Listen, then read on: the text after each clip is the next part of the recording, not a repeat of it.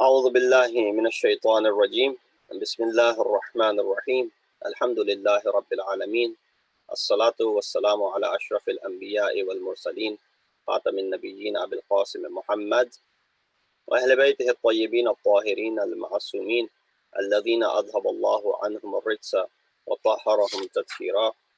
أما بعد، فقد قال الله تبارك وتعالى وقوله الحق وهو أصدق القائلين. بسم الله الرحمن الرحيم. اتقوا الله ويعلمكم الله. صلوا على محمد وعلى محمد. Assalamu alaikum wa rahmatullahi wa barakatuh. Tonight, the verse that I chose for the discussion is from Surah Baqarah, partial verse and not the entire ayat, which also,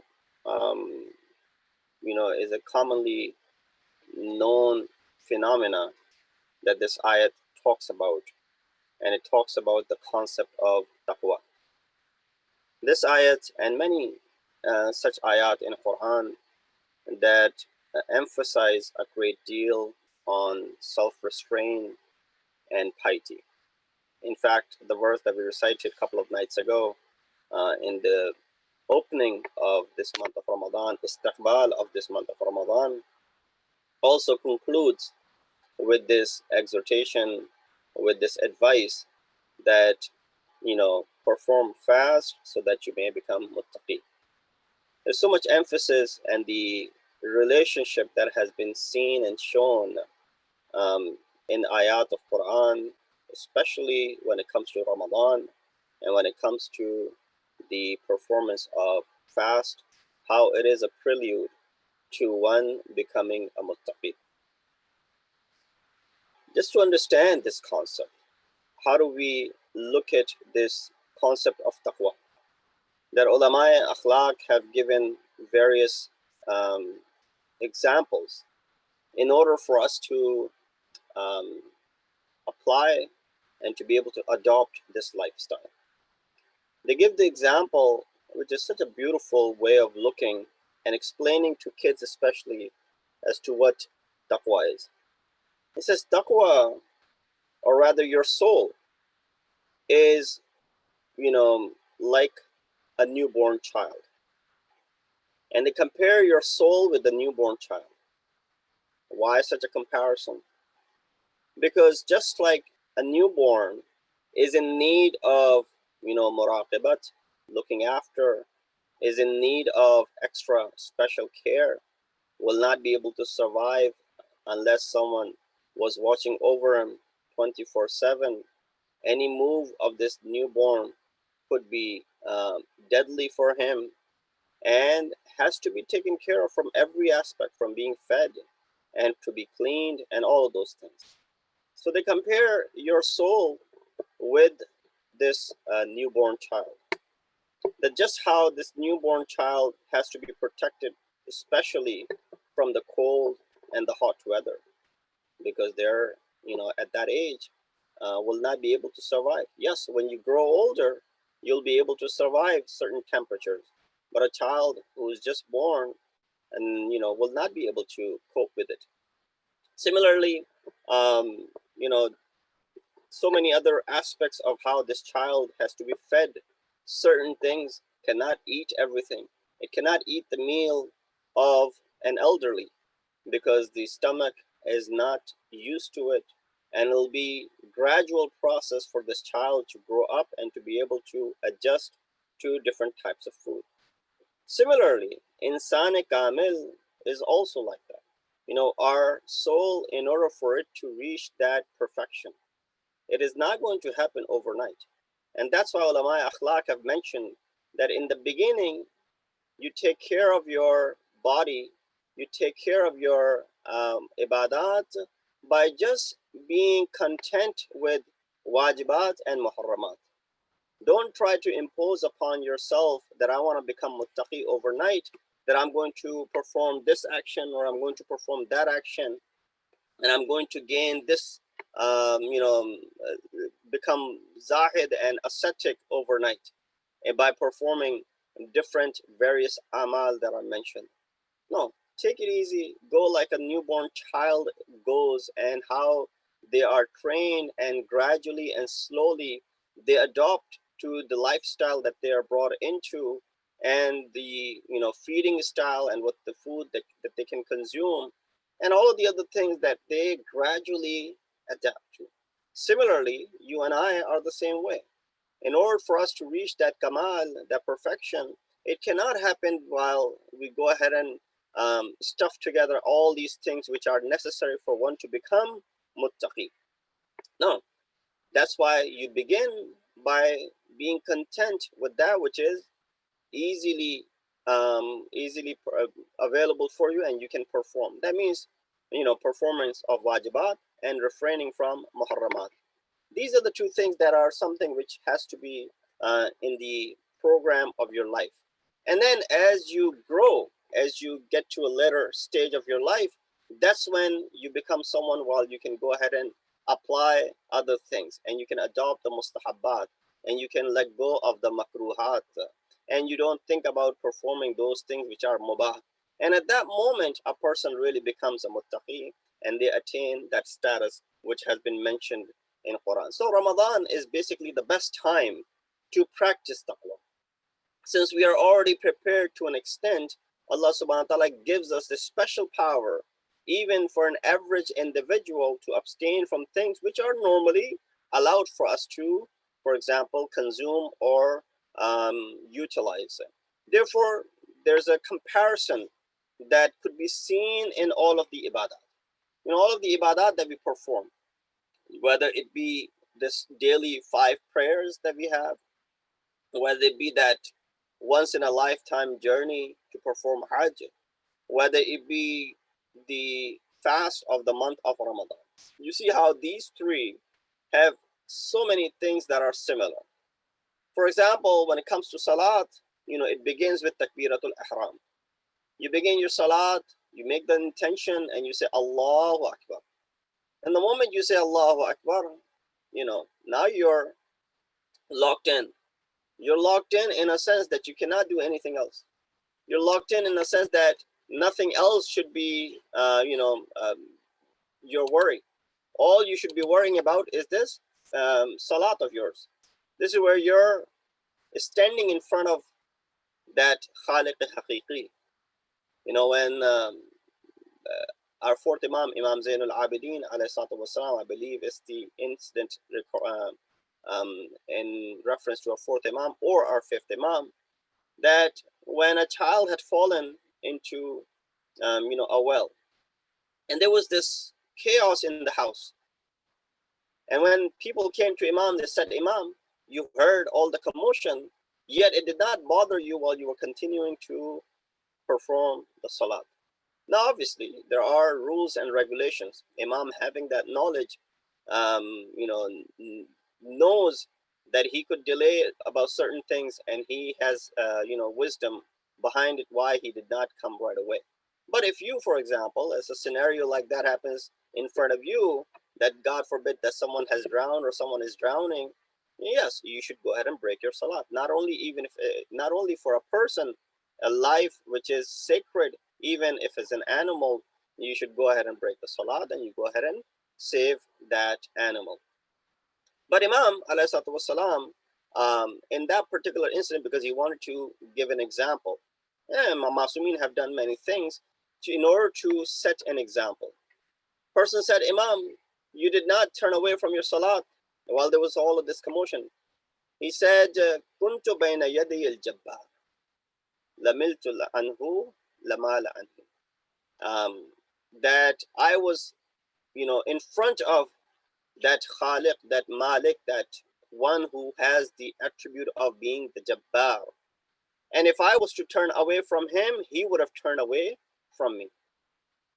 So Imam والسلام, then he comes to the well and he says, Oh Allah, your grace that you had bestowed this child to me, and you will, it's your decree if you want to take this child away from me or you want to return this child to me. And by the mu'jiza of Imam, the child came back out of the well alive and unscathed.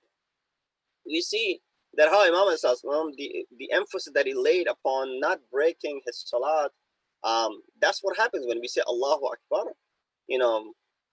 Things are happening in the house, a lot of talking, discussions are happening, but you're supposed to stay to yourself. You're not supposed to, put your ear into what is being said all around you while you're praying. Well, I believe that it is very difficult. And that's why we don't have any focus when it comes to our salah. We don't have much control when it comes to our salah. The moment we say Allahu Akbar, our mind flies off to the things that we, been thinking about all day long, or, they may not have been in our mind, but now all of a sudden that we have said Allahu Akbar, now these things have all come together. That happens to, I'm sure, everyone. That right away, this lack of focus when it comes to the salah. So therefore, it is important that you pray in a place which is secluded. You pray in a place which is, dedicated for salah. You pray in a place where you don't hear the voices of others, so that your mind is not, taken away from that worship that you're performing. You're standing in front of Allah subhanahu wa ta'ala. So the point that I was trying to make initially was the similarity that exists between salat, the hajj, as well as fasting. Now, when it comes to salat, you said takbiratul ihram. Now, there are certain things that you cannot do. For example, eating, drinking, laughing, talking, turning away from qibla. You could easily turn left and right while you're fasting, but you can't do that while you have set takbiratul ihram and you have started praying. You cannot, you know, um, laugh out loud as you would if you weren't, for example, praying. All of these things will do what? Will invalidate your prayer. Aside from many other things that will invalidate your prayer, but these are a few things will invalidate your prayer, although these things are allowed, when you're not performing salah. Similarly, I keep on giving the example of Hajj, because Hajj is an important ibadat. And in fact, we have not recited that dua. And inshallah, in the coming nights, we will recite the dua, which is recited every night, recommended to be recited on every night on month of Ramadan, which there's a dua of Hajj Baytik al-Haram. Oh Allah, give us the opportunity to perform the Hajj of your house. That dua is, one of the du'as which has to be recited on every night in the holy month of Ramadan. So that's where we compare this salat with this hajj and with this fast. That when you put on this ihram, before you put on the ihram, there are many things that you can do. Now, I'm talking about halal things. But as soon as you put on this ihram, many of those halal things become what? Become haram upon you. 25 things that are found in the books of fiqh in manasik hajj, they become haram the moment a person puts on this ihram and recites this talbiyah, labbaik Allahumma labbaik, labbaik la sharika laka labbaik, innal hamda wal ni'mata laka wal mulk la sharika laka labbaik. This is sort of like the niyat that you're making, this takbiratul ihram of this ihram that you have donned upon you. So right away, things such as wearing perfume, wearing sewn clothes, for example, wearing surma, for example, looking into the mirror, wearing shoes and socks, covering your feet, for example, for men especially, killing insects found in humans, for example, beautifying yourself, applying oil, removing hair from your body, and all of these, covering the head for the males, all of these things become haram. You can't do those things. And if you do one of those things, it entails a kafara. So this is where we understand that we're able to avoid these things because we are ready. We've spent all this money to, go on this journey of our lifetime, and we're not going to mess it up. Therefore, we're going to be very, very careful. And plus, it's only for a few hours. Although in my, 10 years of going to Hajj, I've seen that even for a few hours that you have this ihram on, although in Hajj, there comes a time when you're putting this ihram on and you have it on for at least 2 days consecutively. So a lot of people, it's very difficult, and they start looking for, exceptions. Can we do this? Can we do this? Can we not do this? Can we not do this? All of those things, they start asking for the exceptions because they're out of their comfort zone. And when they're out of their comfort zone, it's difficult. But majority of them are able to live with it. Why? Because it is something which is, temporary. It's not going to last forever. It's only going to be for a few hours, maybe for a couple of days. So therefore, you know, adjust yourself with it. Likewise, during the month of Ramadan, while fasting, we avoid a few things. You know, things which are normally okay. You know, from the moment sun sets, the time of Maghrib kicks in, up until, you know, the morning Fajr prayer or dawn. You know, we're allowed to, for example, go back to those things. Therefore, we know that it is only during the daytime that we have to abstain from those things, so that we're able to refrain and keep ourselves aloof from those things. For example, eating, drinking, and relationship, you know, ascribing false, although this is something that you should not do even outside of fast, ascribing false things to Allah, the Prophet, and as a precaution to Imams, you know, immersing one's head completely in the water, for example, going to a swimming pool and swimming while you immerse completely inside the swimming pool is not permissible while you're fasting, you know. And so many other things that are also, you can refer to the book of Islamic laws with the details of all of those things. You know, while we are on this mas'ala, um, I get this a common question, especially during the month of Ramadan, that, you know, certain people who it is not obligatory upon them to fast. So when they're not fasting, you know, in order to be part of this essence of this fast, so they also benefit from, while everyone else in their surrounding is fasting and they're not due to their illness, is that they go ahead and give fidyah. Now, a lot of people confuse between, they say, what is the kafara if I can't fast? There's no, kafara is atonement. Fidya is separate from kafara. And I think I may have explained that earlier, but if I did, you know, in the dhikrat and follow, you know, it's just a repetition, so that, you know, those who did not hear the first time, that kafara is when you intentionally break a fast, and it is much bigger than fidya. You know, it's freeing a slave, which is no longer applicable to us. Second, it is feeding 60 or fasting for 60 days. And third, if you can't do that, you feed 60 individuals. So it's a big amount. If you were to calculate feeding 60 people, let's say it takes about $5 to feed one person, you know, you multiply that by 6, and, you know, it's close to $300 or so, even more. So for each fast that you break, that's how much you will be liable to pay as a kafara. That's what's called kafara, because there was an action which you did not fulfill. There was an action which remained incomplete. Now, in order to go ahead and complete it, what do? You go ahead and complete it by giving this kafara. And therefore, you know, there are two words that are mentioned in ilm kalam. One is habt, one is takfir. Habt means, you know, null and void. Takfir, not the takfir that you usually hear, that people are calling others to be kafir. No, not that takfir. Takfir coming from the word kaffara, yukaffiru, from which we have the kafara as well, which means to expiate, which means to, you know, fulfill that which had remained incomplete.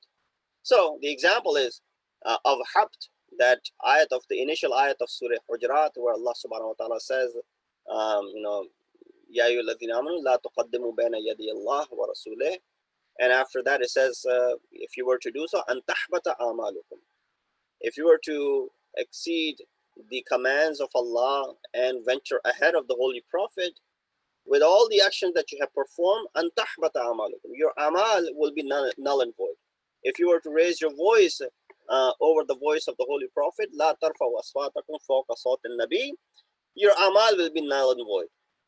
So we see that this concept is telling us what? This concept is telling us that there's a concept of habt, that your actions, while you have done so much and with so much difficulty, could easily be erased.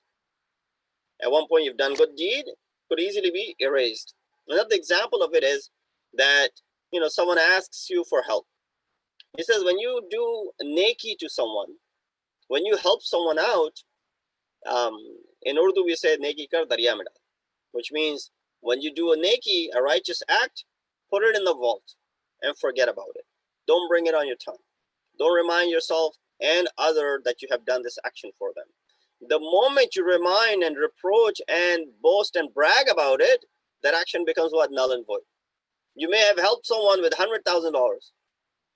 You may have helped someone with, buying a house. You may have helped someone with buying a car, for example. Something which they were really suffering and were in need of, but the fact that you brag about it and reproach, what happens?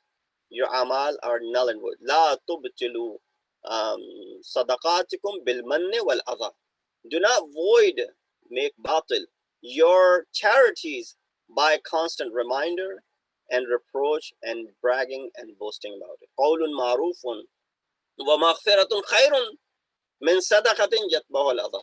It's, a qawl ma'ruf, a good conversation, beautiful words, while you guide someone, for example, it's better than giving sadaqah, which entails what? Reminder. So don't remind. The moment you remind, right away what happens? The amal become null and void. Therefore, you got to be very careful after you've done a good deed. You've spent so much, you've done a difficult thing to go ahead and give someone something, remove something away from you, but you make it null and void by this reproach. Second is the concept of kafara, that you may have done an action which remained incomplete. Now you go ahead and pay this much, what happens? That action becomes complete. And that's what the concept of kafara is. That your fast, for example, remained, or for example, you went to Hajj, you did not, could not, for example, stay away from doing certain things which breaks your, which are not allowed in ihram. You give kafara, and when you give kafara, it is as if that scratch that came upon it, that stain that came upon it, that stain is no longer there. It has been removed. That's what the concept of kafara is. So here we see that these three, are sort of related with one another. So these were the things related to our physical body, but traditions mention that abstaining from these things is not enough. We abstain from scratching your face by pulling your hair while you're wearing ihram and looking into the mirror, or looking here, wearing perfume or refraining. These are physical things that anyone can do. So you tell someone, don't do these things while you're in this state, everyone will be able to, majority of the people will be able to follow, because it's for temporary time period. Similarly, when you're praying 4 rakat namaz, how long does it take? 4 to 5 minutes for some people. Therefore, you'll be able to refrain from it. Very easy, not that difficult. But that still is the physical aspect of prayer. That still is the physical aspect of Hajj. This still is the physical aspect of fast when you stay away from these things. These are like short courses for a training purpose. We can adopt to the same lifestyle for longer period if the same determination was there as it is in these instances. So this prayer every day, 5 times prayer, is sort of like this short course for you, that the moment you say Allahu Akbar, you refrain from certain things which are actually not good, even if you were not in the state of salah. When you go to Hajj, when you put on ihram, you refrain from certain things which are actually not good if you were even outside of ihram. And while you're fasting, you must refrain from certain things which are actually not good for you, even outside of the month of Ramadan and when you are not fasting. So this is sort of working as a training period for you, where you go ahead and train yourself. So this is the end result, and the conclusion of all of this discussion is what? Conclusion is that you adopt and you gain access to the spiritual aspect of prayer, the spiritual aspect of this Hajj, and the spiritual aspect of this fast. What is the spiritual aspect of the fast? I'm sure you said taqwa, that you become muttaqi, that you have this, vertical leap, if you want to call it, in towards this perfection and towards this completion. So taqwa is attained. One of the ways of attaining this taqwa is by giving preference to others over yourself. And this can be achieved easily during the month of Ramadan. How many of us were, worrying about taking care of the families who are suffering of COVID-19, or they're not afflicted with this virus, but they are affected by it because they can't go to work and they're not making ends meet. This has been happening. This virus has been around almost now for 2 months, right? Late February or early March that we learned of it. Masjid, we shut down the programs at Masjid. I remember vividly March 6th, correct? And we are towards the end of the month of April, and it's been almost 2 months since the masjid has been closed. And so this virus has been around for over 2 months. But were we really looking after others in the same way as this enthusiasm has increased now in the month of Ramadan? Were we looking after people the same way as now we are talking more and more about it? Were we, I'm sure many of you were doing a lot of humanitarian work even before the month of Ramadan began. But a lot of people jumped this bandwagon, especially after the month of Ramadan. So this is the barakat of it, that everyone joins hands. Why? Because it becomes very easy for you to do so. There's a special power that Allah subhanahu wa ta'ala bestows that I, say all the time, that we are able to fast and we're able to perform all of these things. And therefore, preferring others over yourself is something which is also, we do this sacrifice, this altruism is displayed during this month of Ramadan. And that's why that khutbah of the Holy Prophet, in which he said, Ayyuhan nas, man fattara minkum sa'iman mu'minan fi hadha ash-shahr kana lahu bidhalika inda Allahi itqu nasimatin wa maghfiratun lima mada min dunubihi. Prophet said, "O people, the one who gives iftar to a fasting person during this month of Ramadan, it is as if the person has freed a slave." Imagine. Again, it's very difficult to comprehend what is freeing a slave means these days, because we don't live in a society where slavery is rampant. Back in the day when slavery was around, slaves would cost money. To be able to separate a slave from you, which was your property, it's a very difficult penalty. And a lot of people, would not be able to fulfill that. So Prophet is saying one who gives iftar to a fasting person during the month of Ramadan be like he has freed someone. And وَمَغْفِرَةٌ لِمَا مَضَى مِن دُنُوبِهِ, and there's this maghfirat for him for all of his past sins. Qila ya Rasulullah, someone said, Prophet, we're not that well off. We cannot even afford to feed ourselves, let alone, providing iftar to others. So is there an easier way out of it? Prophet said, he said, فَلَيْسَ كُلُّنَا يَقْدِرُ عَلَى ذَلِكَ. Prophet said, اتَّقُوا النَّارِ وَلَوْ بِشِقِّ تَمْرَةٍ. اتَّقُوا النَّارِ وَلَوْ بِشَرْبَةٍ مِّن مَاءٍ. Prophet could have said easily that you don't have to free a slave. You don't have to, provide a full table full of, filled with the food, a full package where there's bread in it, there's some meal in it, there's, and something to drink in it, and all of these things. Even if you were to just provide this date or a sip of water to a fasting person, that itself is, compensation for that is as if you have freed a slave. And all of your previous amal or the wrong deeds are forgiven. Your dhunub and your sins are forgiven. And then Prophet, he could have just said this much, but he said no. He said, ittaqun nar, fear the fire and the hellfire. Walau bishiqqi tamratin, ittaqun nar.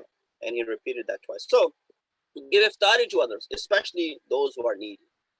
And so, we make an effort. If there's someone who's in need, you should go out of your way. This is the best opportunity. While we're unable to come together, into our respective places of worship to break the fast together, I'm sure there are people who are struggling and suffering to, even provide for the food for their families, iftar for their families. So if there are anyone like that, you're more than welcome to reach out to us. And I'm sure there are many people who are already working toward this providing. This is a great opportunity. A lot of time we give something, we don't know who the recipient is. But when we do know who the recipient is, and recipient is someone who is definitely in need, then it's a different story. Um, that hadith of the Holy Prophet in which he said when he ascended to Miraj, and this was written on the door of paradise. What was written on it? He said, "As-sadaqatu bi-asharatin, wal-qardu bi-thamaniyati ashr, wa-silatu rahim bi-thalathin." That when you give sadaqah, you get tenfold reward. We've heard a great deal about sadaqah. He said, when you give qarz, which is you're gonna take it back, it's only for time being. You are loaning this money. There are 18-fold reward of giving qarz to someone. Wasilatu rahim bi-thalathin. And when you give to your family member, there are 30-fold reward associated with it. So you see how the rewards are increasing. You say, well, how come sadaqah is at the bottom of the scale? We thought sadaqah was so important. Sadaqah does this, sadaqah does that. So much emphasis in Quran. But when it comes to qarz, and when it comes to giving someone in your family, sadaqah is only, tenfold. Yes, while sadaqah has its own value and virtue, the fact that a lot of times sadaqah, when it's given, you don't know whose hand this reaches. Not that you want to know who's getting this, but a lot of time it may reach in the hand of someone who's not deserving. So therefore, there's a reward for it, but only tenfold. And I use the word only casually. But when you give qarz, although you're going to take this back from the person, there's 18-fold reward in it. Which means what? Which means this qarz will return to you. When you give someone, that means the return of it is 18-fold, which means why? Because you're giving it to someone who's definitely in need, and you're fulfilling the need of a needy person. Therefore, there's more reward in it. And then when you give someone in your family, there's so many riwayat when it comes to Salah Rahim. Because you're taking care of someone who's within your family, then there's even more reward to it. So all of those family members out there, this is the gist of it, this pagham, this message. They're all those family members. Alhamdulillah, we have a lot of extended families, that live here. You got your brothers, your sisters, your cousins, your uncles, your aunts, your relatives. You have a lot of family members who are living, let's say, for example, within the state of New Jersey or within United States. Yes, you may have some family back home, but a lot of your family is here. So make sure that you're able to take care of your family members, and don't become sick and tired. So, how much are we going to help? They got to do something by themselves. This is an opportunity that you have given to you by Allah subhanahu wa ta'ala. Not everybody has that opportunity. And a lot of, wealthy individuals, they don't know where to spend their money, because Allah subhanahu wa ta'ala did not give them that opportunity to help someone. You are getting that opportunity while you're squandering it. You are not, fulfilling it. That you have this, opportunity to go ahead and take care of someone within your family. There's 30-fold reward with it. 3 times more than that it is for sadaqah. We'll give a lot of sadaqah, but we won't take care of our family members. We won't take care of our brothers. We don't take care of our sisters. We don't take care of our relatives. That uncle of ours who's struggling, for example, cannot make ends meet, for example. This is the jazba and the enthusiasm that Islam wants to inculcate in you, especially in the month of Ramadan. But month of Ramadan is only a training period for you. This should actually prolong. This should become a habit of yours. And so even outside of the month of Ramadan, you should be able to perform it. So give iftari to others, especially those who are needy. Portray taqwa. in your eating, and not by wasting. Inshallah, while you're breaking your fast at home, we were able to capitalize on this in the past couple of years in masjid when we would be having this iftar. Yes, of course, there will be incidents here and there, but majority of the time it was well within our check that we were not wasting food, we were not doing israf. Earth Day and just passed, when we need to worry about keeping our planet green. We need to worry about not polluting our planet, because the more we pollute, we're destroying it for the future generations. And there's a duty that all of us have toward this planet. So therefore, we play our part, albeit it's very, very little. Don't think that because it's so little, how much impact it's going to have. If everybody thinks that it's so little, how much impact it's going to have, then it's a big deal. So therefore, portray taqwa, display taqwa, not in being, conceited, and that you don't talk to anyone. You become very ascetic, that people are afraid of you, and so on and so forth. No, that's not taqwa. Taqwa means that you have this piety when it comes to even utilizing food, when it comes to eating, when it comes to drinking, when it comes to all of the actions in your life. So it is attained by controlling your desires. No virtue is higher in Islam than being free. Amir al-Mu'mineen, Imam al-Muttaqeen, Ali ibn Abi Talib, alayhi salatu wassalam, has said, Man taraka shahawat kana hurran. The one who, let goes, of his shahawat, his lusts and desires, one who's able to refrain from them, kana hurran. That is the person who's truly a free person. That is the person who can truly call himself to be, someone who has freedom. Otherwise, all of us are slaves of what? Of our lust and of our desires. But a moment a person is able to refrain from their desires, that is, in fact, according to Amir al-Mu'mineen, is hur in real meaning. And so he says, Man malika shahwatahu kana taqiyya.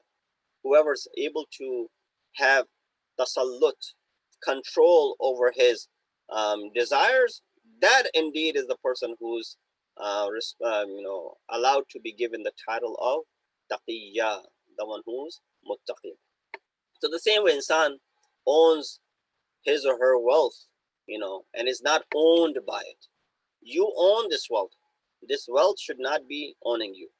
If he can do the same when it comes to his desires, that he owns his desires and his desires are not owning him, then that person truly is considered muttaqi.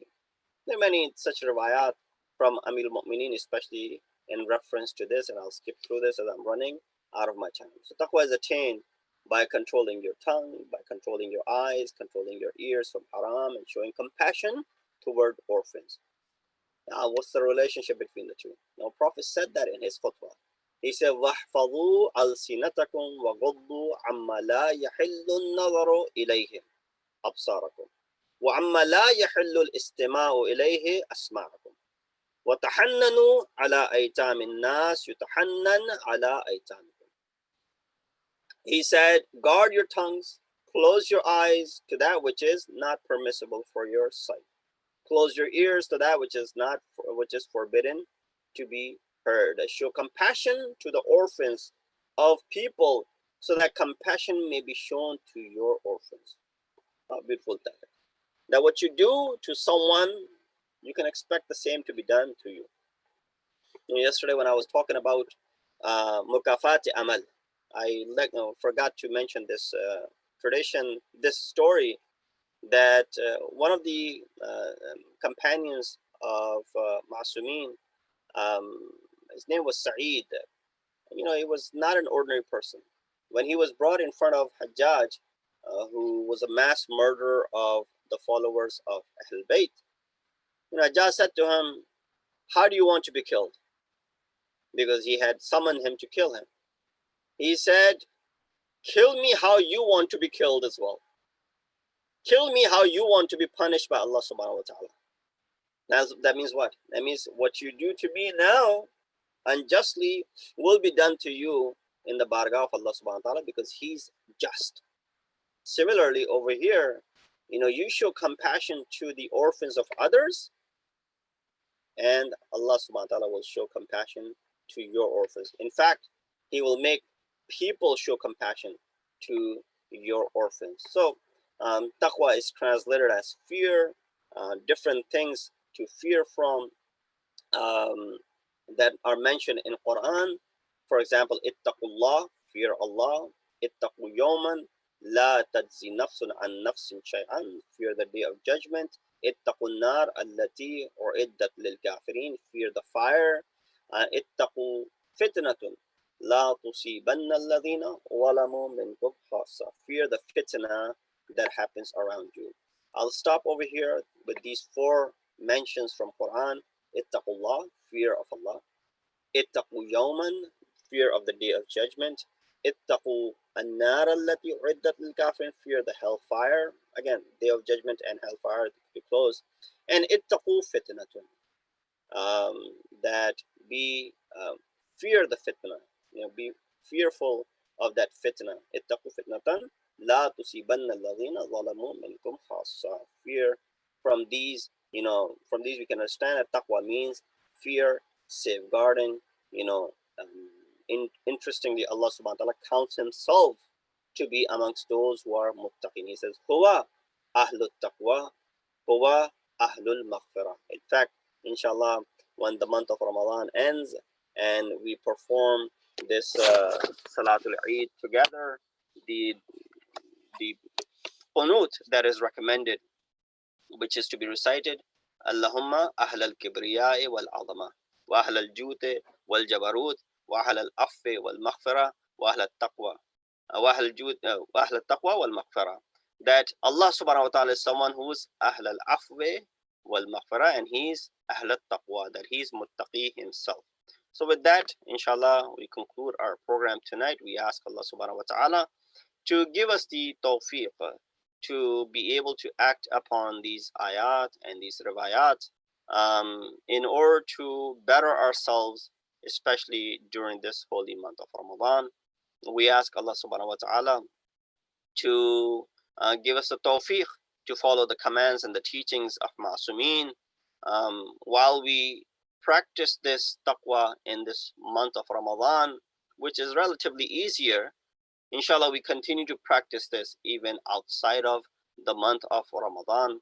We ask Allah subhanahu wa ta'ala to hasten the reappearance of our awaited Imam and make us amongst the helpers and the soldiers of Imam. Wa akhiru da'wana and alhamdulillahi rabbil alameen. At the end, I will ask you to please recite Surah Fatiha and 3 times Surah Ikhlas for the marhumin of tonight's sponsors. Let me remind you of the sponsors that are sponsoring tonight. The families of Dr. Amir and Mrs. Afifa Rizvi, Mr. and Mrs. Hassan and Narjis Mushtaba, and family of Mrs. Shabnam Dinani. Please recite a Surah Fatiha for their marhumin as well as your marhumin. Surah Fatiha. Bismillah ar-Rahman ar-Rahim. Alhamdulillah Rabbil Alamin. Ar-Rahman ar-Rahim. Maliki yawmiddin. Iyyaka na'budu wa iyyaka nasta'in. Ihdina as-sirata al-mustaqim. Sirata alladhina أنعمت عليهم غير المغضوب عليهم ولا الضالين. بسم الله الرحمن الرحيم. قل هو الله أحد الله الصمد لم يلد ولم يولد ولم يكن له كفوا أحد. بسم الله الرحمن الرحيم. قل هو الله أحد الله الصمد لم يلد ولم يولد ولم يكن له كفوا أحد. Let's towards the end also recite this dua, which is recommended to be recited on every night during the month of Ramadan. I'll share the screen of this dua as well. اللهم صل على محمد وآل محمد. بسم الله الرحمن الرحيم. اللهم ادخل على أهل القبور السرور. اللهم أغن كل فقير. اللهم أشبع كل جائع. اللهم اكس كل أريان. اللهم اقض دين كل مدين. اللهم فرج عن كل مكروب. اللهم رد كل غريب. اللهم فك كل أسير. اللهم أصلح كل فاسد من أمور المسلمين. اللهم اشف كل مريض. اللهم اشف كل مريض. اللهم اشف كل مريض. اللهم سد فقرنا بغناك. اللهم غير سوء حالنا بحسن حالك. اللهم اغز عنا الدين وأغننا من الفقر، إنك على كل شيء قدير. اللهم صل على محمد وعلى Muhammad. Inshallah, join us tomorrow at 7 p.m. with the group recitation of Quran. Until then, take care of yourselves. Assalamu alaikum wa rahmatullahi wa barakatuh.